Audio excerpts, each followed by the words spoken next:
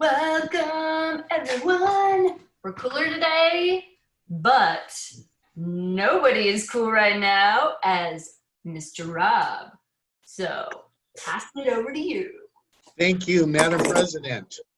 If you will all please mute yourselves and pay attention to my screen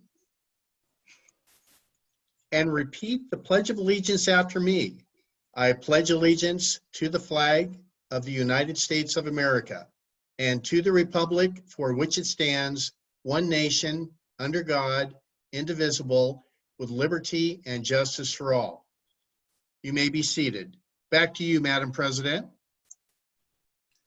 Thank you. I really do think you're one of the coolest people I've met up here. I'm just throwing that out there. But Eric is very cool too, and he's our Toastmaster tonight. Eric, would you get us started? Woo! It is my pleasure, Toastmasters group. The theme of this evening's meeting is the unexamined life is not worth living, or is it? I have a sister-in-law, name's Kathy, and she is a real yard sailor. And she can't even do that. She can't go to the store. She can't do all this stuff. And she was lamenting to us about all these things. And then she said finally at the end of it, life is not worth living. I hope she comes out of that. But she's still alive, by the way. Anyway, I'm looking for a rousing program with that as the theme. But let's find out. Whoa, just a minute. Jackie's favorite person left. All right, let's see what Rob's team has for us. Rob, will you tell us what's going on? I would be more than happy to, Mr. Toastmaster. My role as the general evaluator is to evaluate the meeting this evening, evaluate the evaluators, and kind of give a perspective of how the meeting has gone tonight. I am truly honored to have a crack team of unpaid professionals to help me with the meeting tonight. And I would like to start with our first speech evaluator, Kathleen McNulty. Kathleen. Thank you. My job tonight is to be the evaluator for Jackie Graybill's speech. She is continuing a pattern of the last few weeks and is doing a speech on mentoring. The purpose of her speech is to share some aspect of her previous experience as a protege, and it will be a 5 to 7 minute speech, and my job will be to give her some feedback. Wonderful. Thank you, Kathleen. And our second evaluator, who will be evaluating the second speech tonight, she'll be evaluating Lloyd Smith's speech. Please welcome Joyce Matheson. Welcome, Joyce. Hello, everyone. I am to evaluate Lloyd's icebreaker speech. It's going to be 4 to 6 minutes long. He did not ask me to look for anything in particular. I'm not going to look for anything in particular. I will only look for everything. Thank you. Thank you, Joyce. The next member of our crack team this evening is our timer, which is a very, very important position. And tonight we have someone who actually knows how to keep time. Please welcome Steve Schwinn. Steve? I'm going to do the timer's position sitting up. It is the goal of every speaker to polish their skills to deliver a concise message in a period of time that is designated, and part of that goal is to deliver quality content that completes the message without concern for our speakers or our listeners looking for a pillow. As such, we are identified with a designated time period, and I am going to keep an eye on those time frames and let everybody know how they did at the end of their speeches. The icebreaker speech is a 4 to 6 minute speech that will see the green at 4, and it just dawned on me that I don't have a light. So I've got to quickly scurry and find 3 colored things, which I'll do while everyone else does their stuff. The green at 4, yellow at 4.5, or at 5, and the red at 6. The 5 to 7 speeches, 5 to 7 minute speeches will be 5, 6, and 7, green, yellow, and red. What are those people called that do the Table topics. No. Well, table topics is 1 to 2 minutes. So it'll be 1 minute, 1.5, and 2 minutes for green, yellow, and red. And the evaluator, that's the one I lost. Yeah. 2 to 3 minutes, right? 2 green, 2.5 yellow, and 3 red. And that turned out a little more painful than I expected it to be. I'll report at the end of the meeting. Great, thank you, Steve. If only you were a painter and had those different colors at your disposal. One would think. I'll go get 3 tubes of paint. Next, we have our grammarian, who will explain his role this evening. Please welcome Ian Adams. Welcome, Ian. Thank you, Rob. My job tonight as the grammarian will be to listen for some of the best parts of our speeches, most creative or unique ways that we utilize this blank canvas that we have every time we speak. The other part of my job tonight is to convey the word of the night. Tonight's word is risible. That is spelled R-I-S-I-B-L-E. And risible is defined as capable of laughing, disposed to laugh, arousing or provoking laughter, or associated with, relating to, or used in laughter. So that gives you quite a few options to work with there. Let's see how we do tonight. I'll report back at the end of the night. I'll turn it back over to Rob. Thank you, Ian. And finally, and certainly not last on our team of crack unpaid professionals, is our counter. Please welcome Pat Whitfield. Welcome, Pat. Thank you. And it's so nice to be last but not least. That's really very helpful. My job is to capture any bloopers, malapropisms, fillers like and well, but, so, like, you know, repetitions and things like that. So go for it, gang. Thank you, Pat. And now I'm going to turn it back over to that person who always causes a little bit of risible during the meeting. Please welcome back our Toastmaster, Eric Stepper. Welcome, Eric. Risible. I haven't heard of risible. I like that word. And I will be giving you cues to remind you to use risible throughout the meeting. Our next speech is by Jackie. Jackie has had many wonderful mentors over the years, but none like Alicia. Over her 1.5 year mentorship, Alicia saved Jackie's life. Jackie with her speech. Alicia, please welcome Jackie. Thank you, Mr. Toastmaster. I sat there, calming myself, a little bit nervous. What was it going to be like? Was it going to be like the last one? The last one was great. She was nice enough. There was a lot of crying, wringing my hands, thinking about it, when all of a sudden the door opened and I saw her. She said, Jackie Graybill. And I smiled and I came up and shook her hand, and then she took me back to her office and we hit it off instantly. There were so many things that I loved about Alicia. A little description of her. She was gorgeous in her late 40s.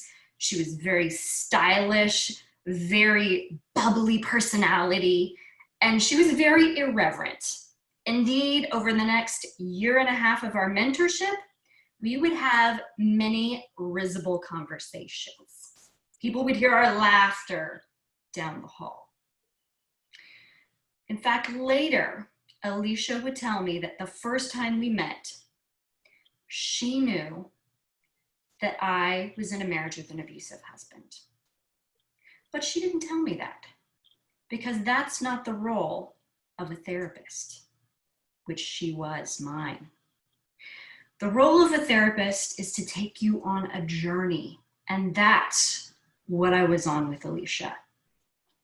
A poignant, heartbreaking, and ultimately beautiful journey. First, she laid the groundwork with me.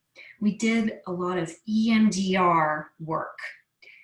That modality, those acronyms stand for eye movement desensitization reprocessing. So what we did was we worked on a cognition I had in my brain, a subconscious belief that I didn't even know I had, that I could trace back to my childhood. And the cognition was, it's my fault.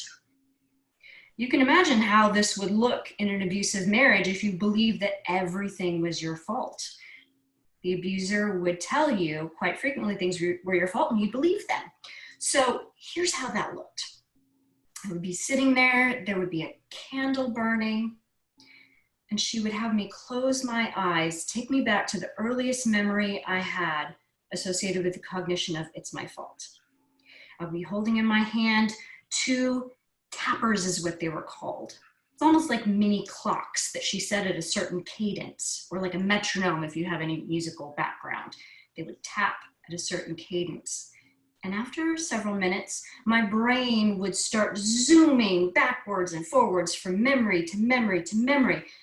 And I'll describe it like this. It was as if I had a metal post in the center of me, and every time something bad would happen, it would stick to that post like a magnet. That was the preparation work. As our work continued and my marriage became increasingly more turbulent, one day I came to her, and this was the only time I can remember her ever saying, no, no, no, because that's not what therapists do usually. I said, Alicia, we're thinking about trying to have children. She said, no, flag on the play. She said, there are a lot of things that you need to work out first with how you want to raise children. Why don't you wait until those things get worked out? I'm forever grateful that she gave me that advice, because my life would have been infinitely more complicated had I not taken it. Things continue to progress and get worse.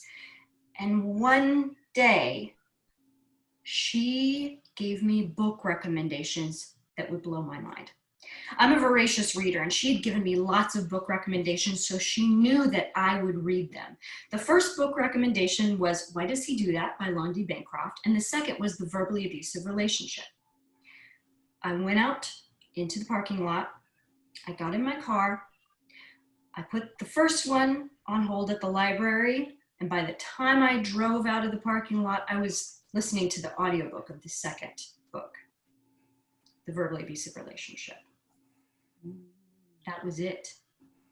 That was my life. You know that mind blown emoji? That was totally it. As we continued to work through things, and I finally told Alicia, I think it's time to leave. She said, I'm going to give you a resource, and it's for an abuse support group. I went. I sat with women who had experienced what I had experienced, and I felt more seen and heard and believed and supported than I could ever guess was possible. And when my now ex-husband stalked me. I knew who to call because the leader of that abuse support group also worked at a shelter where I ended up living for the next several months. Alicia was pivotal in my journey to healing. She would give me wonderful gems such as this. You saw the signs, but you didn't know how to interpret them. And one of my favorites that encapsulates the journey we went on together. She took me from a victim where I was in the abuse to a survivor who was out of the abuse to an overcomer who helped other women get out of their abusive relationships. And that's why she was my mentor. Because now my life mission is to help other women get out of their abusive relationships, heal, and move on to a life of abundance. I only hope that I can be as good of a mentor to them as Alicia was to me. She truly changed my life. Thank you. Thank you, Jackie. Timer Steve, would you please put a minute on the clock? Everybody please write some words of wisdom for Jackie.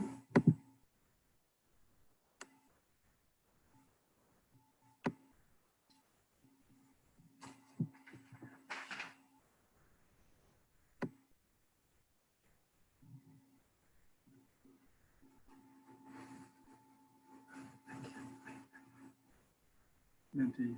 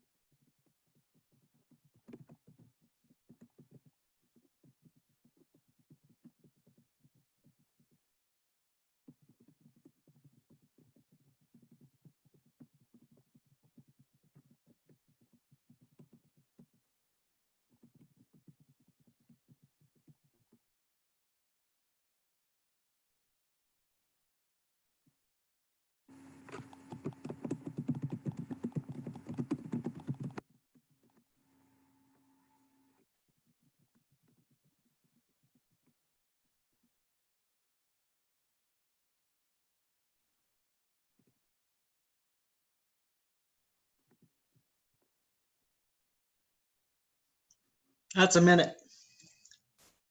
Thank you, Steve. All right, let's wrap up our comments, please.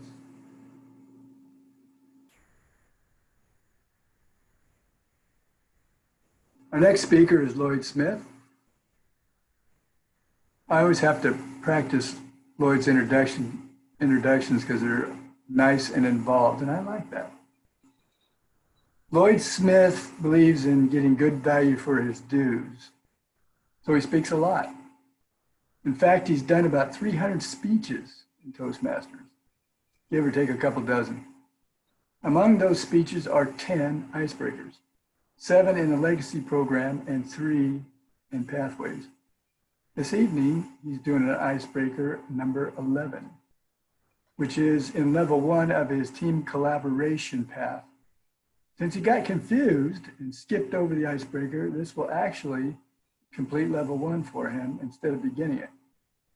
The project assignment description says the purpose of an icebreaker is to give a speech that allows the club to get to know the speaker. However, there are many ways to do that, which is good. Since Lloyd has done the speech 10 times previously, this evening, Lloyd will answer the question about speaking that he hears most often. How does he come up with topics for his speeches? Lloyd Smith and Invencio and Lloyd Smith. Thank you, Mr. Toastmaster. When I was in college, my debate partner, Alex, and I were both doing individual speaking events. Alex liked to do expository speaking as one of his events. That's a classic speech to inform. He was really good at it, and so he would frequently win the tournaments that we went to. There was a rule back then that said that if you won a tournament, you had to abandon that speech and write an entirely different one for future tournaments. So that meant Alex was writing 6 or 8 expository speeches a year, good enough to win college tournaments. The way he would pick his topics is that he would go to the library, he would randomly pick an encyclopedia volume off the shelf. This is decades before the internet. He would randomly open it to a page. He would randomly poke his finger onto the page, and whatever topic that was the topic of his next speech. Now, I don't recommend doing that at all. It worked for Alex because he had a flair for figuring out unusual ways to approach the speeches. But I think it's better to do it probably the way I do it. There are people who say, well, how do you dream up all these topics, especially these off-the-wall ones? And actually, the answer to that is pretty easy. I have some resources. This is a bunch of stuff I have gathered over the years that it just seemed interesting to me. Things I found in newspapers and magazines and from some of my bizarre email sites that I get, just odds and ends. For example, here's one I picked up this morning about carnivorous plants, like the Venus flytrap and like that. Here's one about how to calculate the dangers of being struck by a meteorite. Here's one about measuring life in Keith Richards. Richards has had an eventful life, including falling out of a coconut palm tree in Fiji once and nearly dying. Here's one about how to operate a slide rule. I used to know how to do that when I was taking math classes, and so on and so on. Now, what I usually do when I need to do a speech is simply pick one of those and then go with it. But there has to be some kind of a method to it. And that's where, of course, Aristotle comes in. As you no doubt remember from your school career, might be one of those good times to just look thoughtful and nod like you used to do when you were in college. But Aristotle wrote a book called The Rhetoric in about 350 BC. And he systematized the idea of public speaking and writing as well, but mostly public speaking. Rhetoric is, generally speaking, the science of communication as opposed to the art of communication. In other words, how to develop topics, how to organize, how to figure out how to present them well, and so on. And Aristotle started the process of developing what are today called the 5 canons of rhetoric. This is canon with C-A-N-O-N, not the kind that shoots, but the rule kind of canon. One of those is the title of my speech, Inventio. Inventio is the discovery of arguments. In rhetoric, an argument isn't necessarily an argument. It means a topic and a way to approach it in order to achieve the result you want. And inventio is the key to everything. And that's because everything flows from it. In rhetorical theory, there are things called topoi and loci, which are categories of topics that lead to meaning and persuasion and so on. And so generally speaking, what I do is try to come up with a topic that seems interesting, and I have my stack of stuff here that I can look through. Then the trick is to figure out what to say about it. A good illustration of that, I think, was my speech a week or two ago, whenever that was, the one where I talked about what you should do if you encountered an alien in your backyard. And I know some people thought that was a pretty bizarre topic, but I had a printout in my stack of miscellaneous papers here that dealt with exactly that. Said, what if it really happened? Shouldn't you be prepared, as the Boy Scout motto has? And I thought, you could make something out of that. So I like generally the oddball or off the wall type approach. And I did. I made it into sort of a humorous speech, but it was actually very serious if you think about it. As you recall, the advice was to run because there wouldn't be any option to that. If an alien showed up in your backyard, he'd probably be looking to eat you or enslave you or something. In any event, the answer to the question, how do you come up with all those topics, is to have a bunch of raw material. And I suggest you do that. When you find interesting things, just save them, because somewhere along the line, it'll probably become useful. Mr. Toastmaster. Thank you, Lloyd. Mr. Timer Steve, will you please give us 1 minute? for us to write our comments and send them to Lloyd.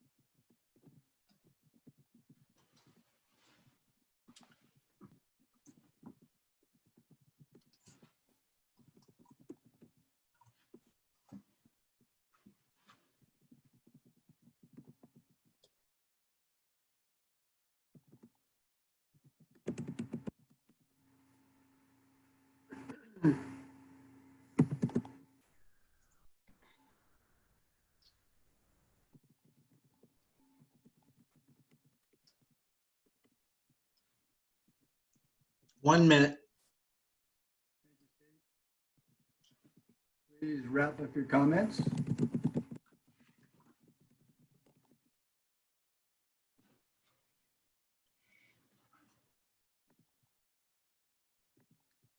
Remember, the word of the day is risible, and Rob was very good to give us about 4 different definitions. I seem to misplace them, but I'm pretty sure if you're baking bread, it's good if it's risible.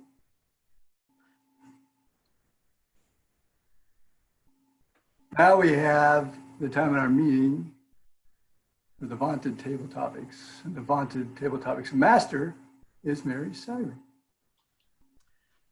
Thank you, Eric. Thank you for that introduction. Lloyd chose an interesting theme today. The unexamined life is not worth living. Or is it? What does this mean? I've read several essays today written by scholars discussing this topic. And the topic is 2,500 years old. It was first spoken and last spoken by Socrates on the event of the trial that led to his death. So I think it really helps to understand the context about this little dictum that he spoke. Socrates was on trial in ancient Greece for impiety and for corrupting youth. He was found guilty and was given the opportunity to speak in his defense, nevertheless. His sentence was either to be death or exile, one or the other. So with his famous quote, "The unexamined life is not worth living," he chose the noble choice. That is the choice of death in the face of an alternative. He was sentenced to death by drinking a poisonous beverage of hemlock. And for him, that was preferable over being in exile and not being able to pursue wisdom and knowledge. For him, that would be no life at all. I don't know, or is it? I mean, this is Socrates. This is the context. He's trying to help a decision over his fate. But for the rest of us, it's different. I think that there have been plenty of people in the world who've not had the opportunity to pursue wisdom and knowledge, and yet I think they made their mark in small, more simple ways. Lots of philosophy here. And I'd like to start the table topic question with a free form question for Vicki. Because Vicki, I think that this little phrase is almost tailor-made for you as when we think about an examined and an unexamined life. Through your speeches, you shared with us that you've made the decision to take control of your life and steer it towards achieving some very important personal goals. I would just like you to expand on Socrates' quote about the unexamined life versus an examined life and what your feelings are about this. Well, thank you, Mrs. Table Topics Master. What a question. you're right. I spend many hours thinking about what it is that I have done, what I want to do, what choices are, what others have done. I've examined this to a point where my family thinks it's risible. It is so much that they sometimes don't want to have the conversations with me. And I can understand why, because I can go deep on myself and think of, well, if I've done this way, could it have done that? And then I realized I can't change what I've done in the past. I can learn from what I've done in the past. And I am constantly examining that to maybe detriment and perhaps not helping myself. And so Socrates may have been onto something when he said this. I'm glad that we have his findings and his research to be able to examine our lives and to go forth. And thank you for the awesome question. You're welcome. My second question is for Ron. There was a French Renaissance philosopher. His name was de Montaigne. I didn't take French, so that's probably incorrect, but close enough. He had a contrary belief to Socrates on what brings our lives happiness and what makes a life not worth living. Ron, he believed that humans have a tendency to overthink things, and that's where our unhappiness comes from. He urges us to live the best lives we possibly can by simply not worrying about our appearance. We have to accept our own and everybody else's culture and always endeavor to become wiser. Is this a fitting philosophy for today? Do you think that we as a culture are guilty of overthinking our cultural issues? Okay. Now I understand how other people feel when I'm the table topics master and I go off for 2 or 3 minutes worth of introduction before asking the question, because I'm going to have a hard time remembering probably 95% of what you just asked there. So appreciate the lesson. It is somewhat risible looking at the other folks here. I have this open to the viewer. I can see 9 people on my tablet, including myself and you, Mary, fortunately. I'm certainly a person that overthinks things, and because of that, I question whether I'm not as happy as I could be. When we heard earlier today what the definition of risible, and I had to bring it up here again real quickly. It's causing or capable of causing laughter, laughable, ludicrous. I can do that. Having ability, disposition, or readiness to laugh. I have a hard time laughing. So I'm both risible and I'm not. And I think it is because I tend to overthink things. I can get into analysis paralysis sometimes and spend way too much time thinking of all the items that could come up that could, well, be bad and maybe prevent me from just jumping in with both feet. And I'm using myself as an example because I don't think that I'm alone. I mean, there's 8 million people on the planet. No doubt there's plenty of folks that take this same approach that I do.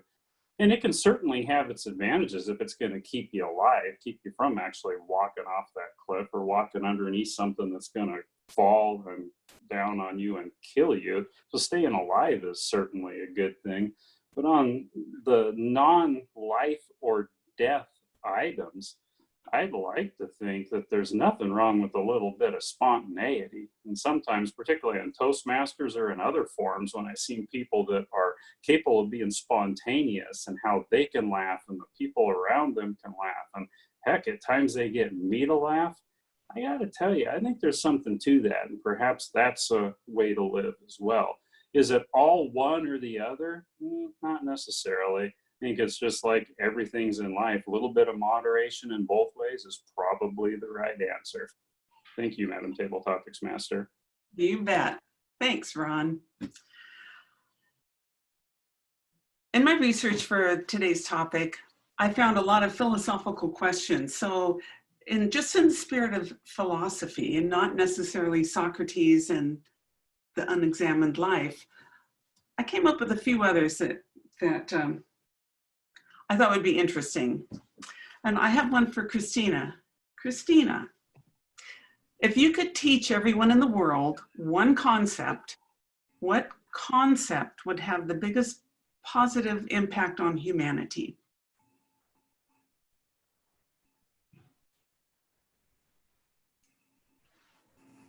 The concept I would love to teach the world is grace.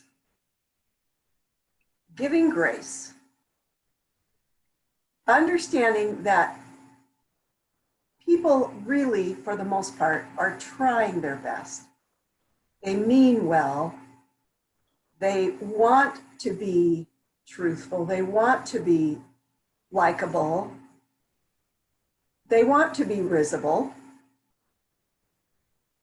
Through grace, we can have a sense of humor. Through grace, we can give people the benefit of the doubt. One thing that I think is severely missing in what's going on currently in the United States in particular is grace, lack of grace. Lots of finger pointing, lots of accusations of my way is best, what I think is best, everyone else is off base. That's absolutely opposite of grace. I hope and pray that the world can get to a place where grace prevails and all the other attributes that contrast with grace fall away. Thank you. Thank you. Sounds good. I see Dean Carath up there in Winthrop, and it's nice to have you with us, Dean. I have a question for you. You and I are close to the same age. So let's go back to the 1960s. I was in high school then, and the great debate was, is world peace possible? Now, typically, if we had this discussion in our history class or somewhere, all the girls would say, oh yes, it's possible. We can all live in harmony and everything will be great. The boys weren't on board with that, but they were facing the draft and there was a hot war in Vietnam. So their perspective was different. But there was one guy, whose name was Brian, who argued that world peace was impossible simply because someone always has a different idea. When he said that, I knew he was right, but I didn't give him the satisfaction of agreeing with him, but it stuck with me for these 50 years. Someone always has a different idea, and therefore, we will never be in total agreement. We will never have something as huge as world peace. What's your position on that? Thank you, Madam Table Topics Master. I perhaps am a little more optimistic. I think world peace is possible, although it begs the definition of what peace is. If peace means not killing each other on a daily basis, yes. If peace means never having a disagreement or controversy, no. But I think that we could avoid the hot wars and even the cold wars if, as Christina said, we had more grace. And if, as I would have talked about, I would like to teach everyone tolerance and understanding, then yes, we could go a long ways towards living in peace. Now that getting everyone to accept tolerance and understanding, of course, is a very big hill to climb. I try and do that in my daily life. One of my favorite sayings is that the only thing I have intolerance for is intolerance. And of course, I might add hate to that, which of course is a version of intolerance. But I think that if we could all sit down and talk about our differences. We may in fact agree to disagree at the end of the day, but I honestly believe that we would have a better understanding of each other that would keep us from hauling out the guns. Thank you. Thank you. Thank you for your thoughts on that big, important topic. And it's a question that doesn't ever seem to go away all these years later. What time? 5 more minutes. You know what, Pat? I'm going to recycle a question for you. It was one from a few weeks ago that I fumbled with, and I'd like to ask you, okay?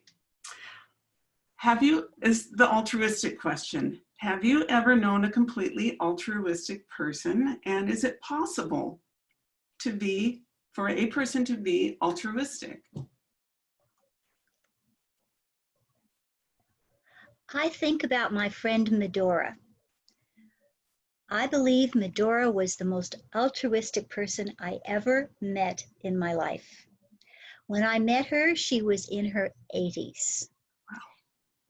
She was young, alive. She traveled. When she was 75, she went to live in Spain and in Italy. And because she was elegant, she had been an actress.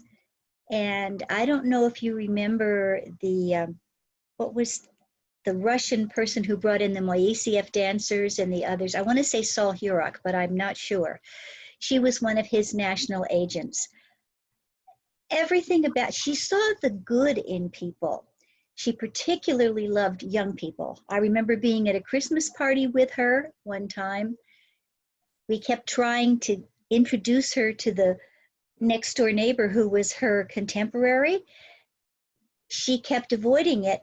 Finally, I got her in a corner and said, Medora, I'd like you to meet so-and-so.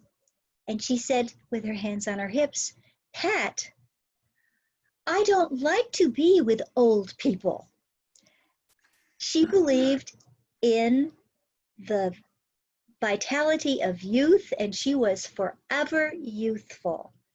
I would consider her to be one of the most altruistic people that I ever met because of her curiosity, her willingness to interact with all kinds of people. Yep, that was Medora.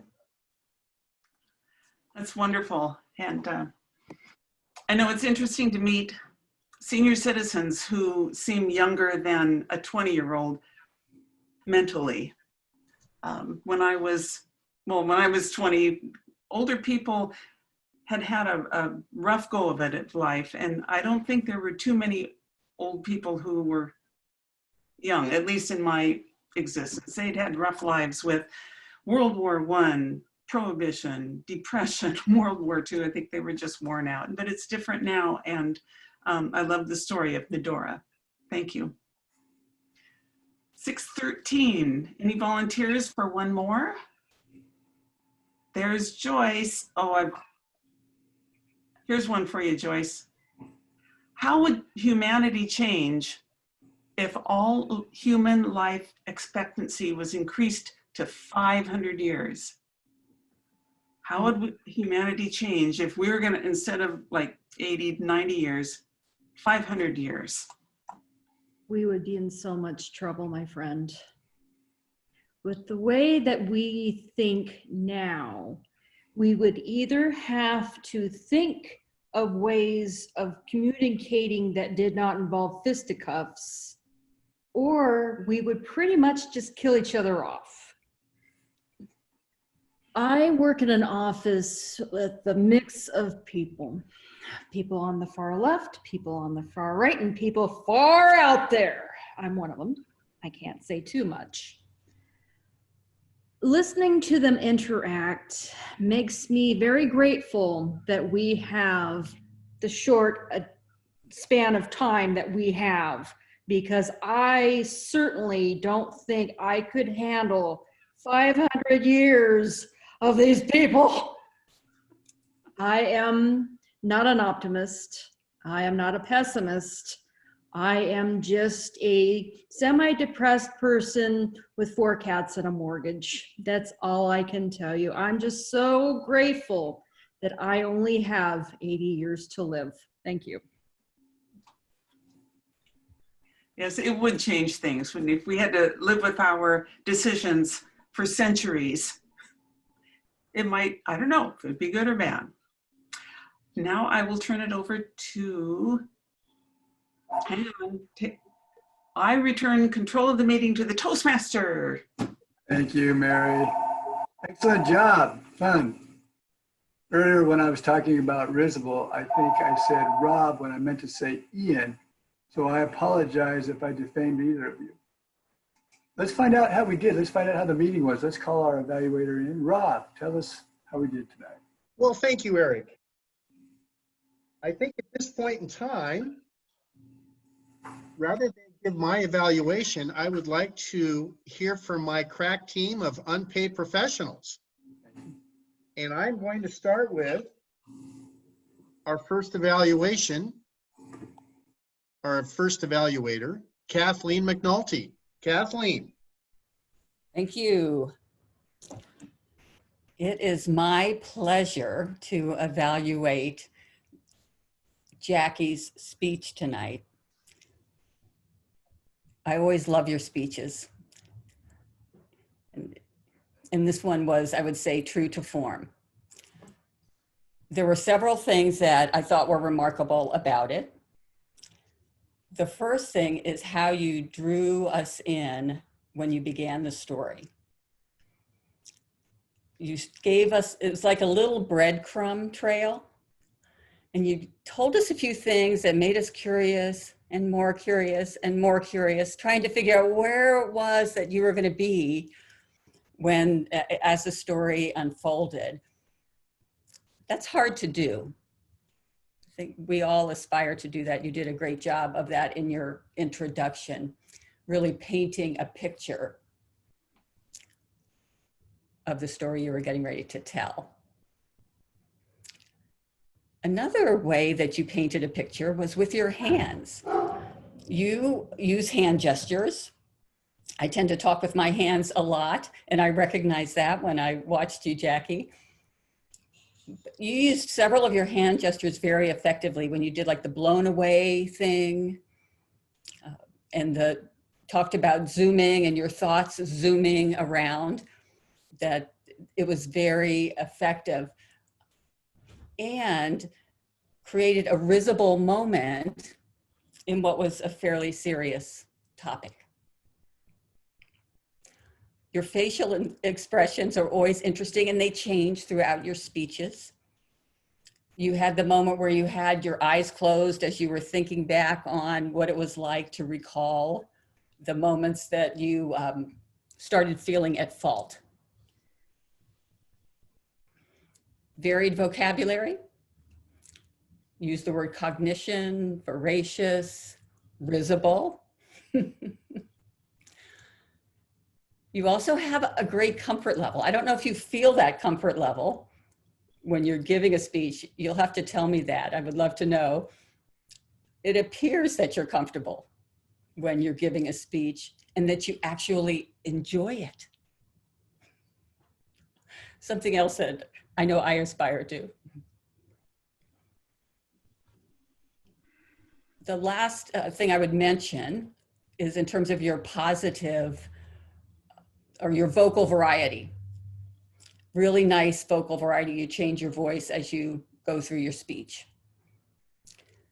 In terms of things to work on, you use the hand gestures a lot. I would consider working in some pauses of the hand gestures. I think actually it could be very effective in creating more drama. Finally, I would say that I look forward to hearing more and more of your speeches on a whole variety of topics. I certainly have enjoyed this one today and look forward to more.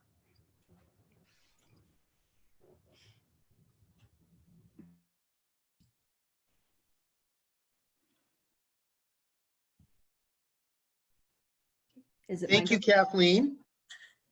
Now at this point in time, we are going to hear from Joyce, who is the evaluator for Lloyd Smith's speech this evening. Joyce?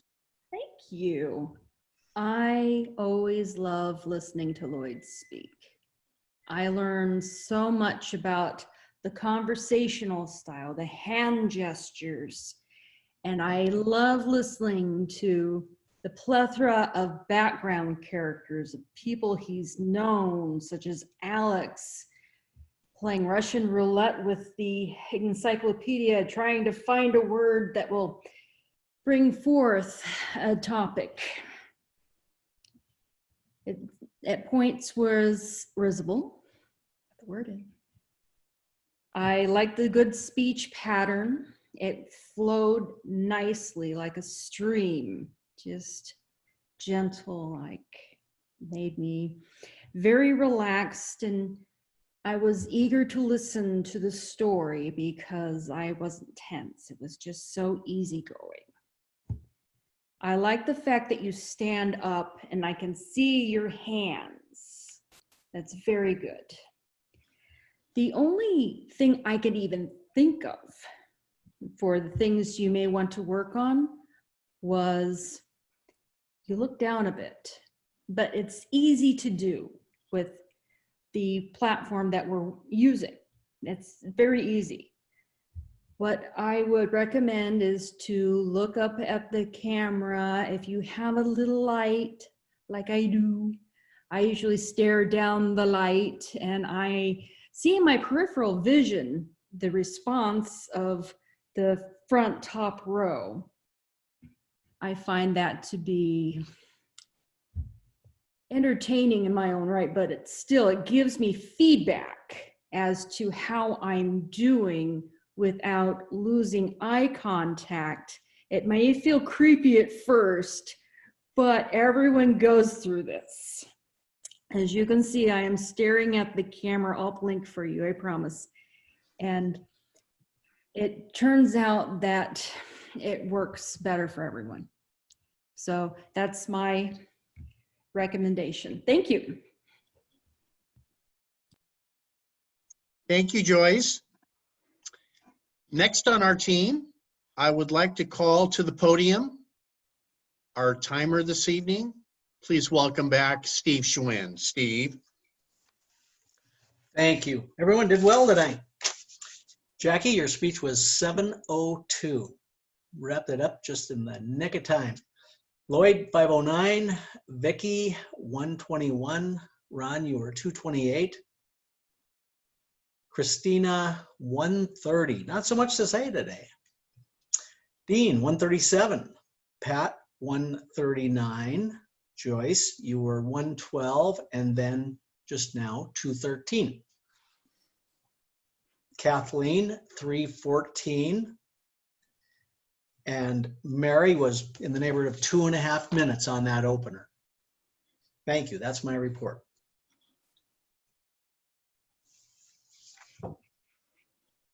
Thank you, Steve. Next, let's welcome back to the podium our grammarian this evening. Please welcome back Ian Adams. Ian, welcome back.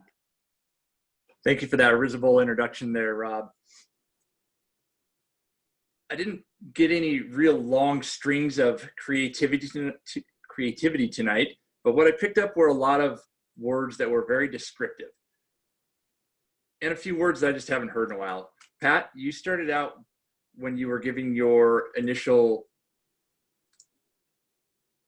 description of what you would be doing as the out counter tonight, and you used the word bloopers. I like that word. It's just a fun word. Later on, you also used vitality of youth, which is just a nice, pleasant combination of words. Rob, constantly risible. One of the things that you said a few times tonight that I really liked was unpaid professionals. That's what we all are. And I don't mind being an unpaid professional. It's positive and rewarding kind of position to be in. Jackie, irreverent. I like that word. It's powerful. It's deep, has a lot of meaning to it. You used risible very well. And you also had a voracious reader was something you said. And it was just very descriptive. As soon as you said that, I just thought of a person sitting maybe in a window in a big overstuffed chair with a stack of books, some finished and some not, just facing a book. Very descriptive. And I liked how you said flag on the play. Also super descriptive. As soon as I saw that and heard your description there, it just was a very visual thing for me. I just went right to a soccer game or something like that where there was a flag on the play. Lloyd, inventio. I still don't know what that means. I'm gonna have to look it up. And rhetoric. Mary, another couple of words. Impiety. I haven't heard that word since college level philosophy classes. I'm gonna have to look that one back up too. And tailor-made. Tailor-made is a lot like vitality of youth. It's just a combination of words that just rolls off the tongue, and it just is really easy to use and very descriptive. Vicki, I can't change what I've done in the past. I can learn from what I've done in the past. Something to that effect.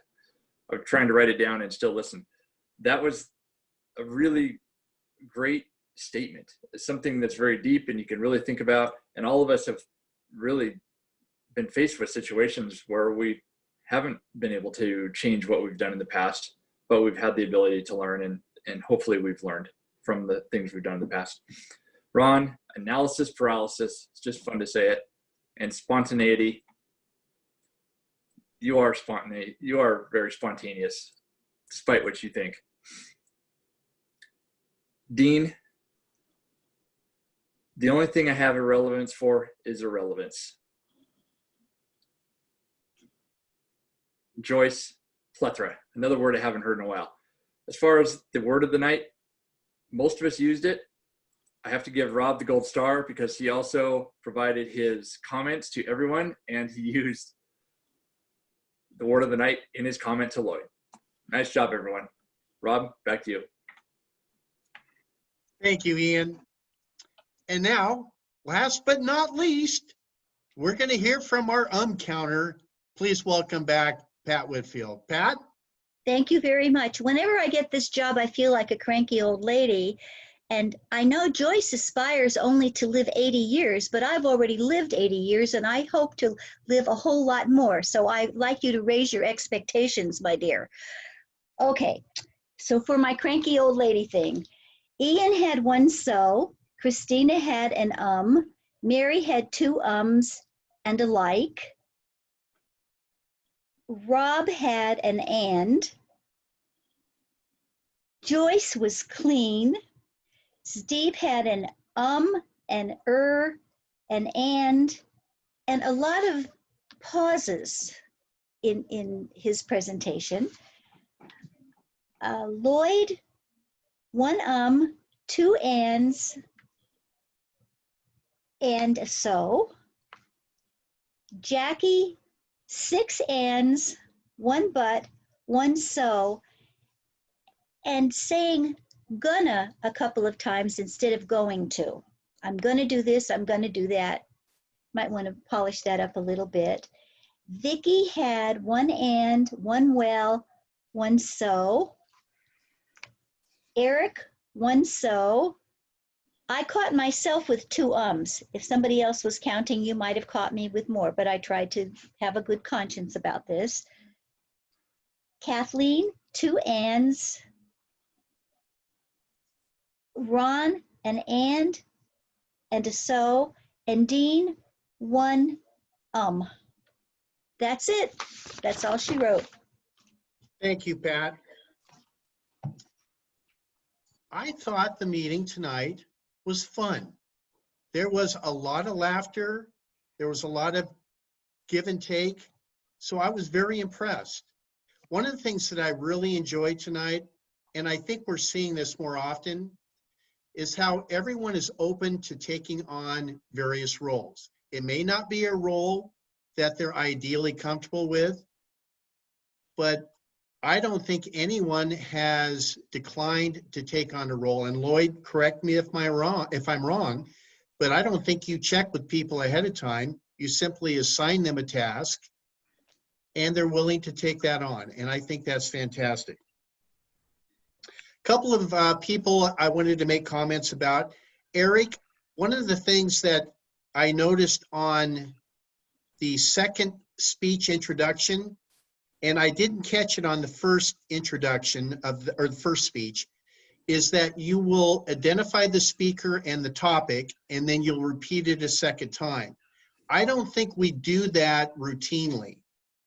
And you probably did it for both speeches tonight, but it's something that we need to practice. When you're the Toastmaster, we need to repeat that twice.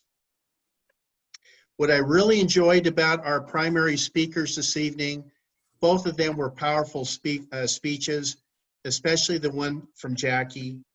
I am going to have to work with her on the football penalty signals. We had a little error. This is not timeout, so we'll work that on those signals in the future. I really enjoyed the fact that both speakers stood and gave their speeches. I don't think we do that routinely every week.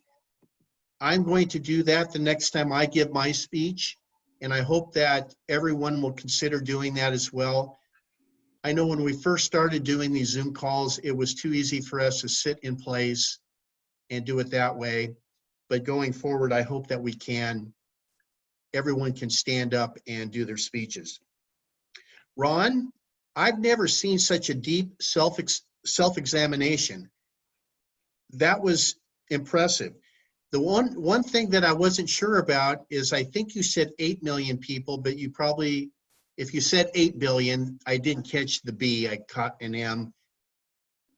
Minor issue, just thought I would point that out, just be a little risible. Other than that, the speech evaluators did a wonderful job. Everyone on my unpaid professional team did a wonderful job. I look forward to working with this team again in the future. At this point in time, which I'm going to learn how not to say that ever again in the future, I would like to turn this meeting back over to our president. Please welcome back Jackie Graybill. Thank you, Rob. Now, since you said that, you're going to have to show me what the sign is for flag on the play. I know we're over time, but I just want to see it really quick. Ah, okay. You can tell I'm not a sports person. Thank you, everyone, for an amazing meeting. Let's go ahead and send our votes for Speaker of the Week to, who should we send it to? Rob. Rob, we'll send it to Rob. And while we do that, Lloyd, do you have anything else from the VPE? I will take that as a no. No. No. I figured you'd correct me if I was wrong.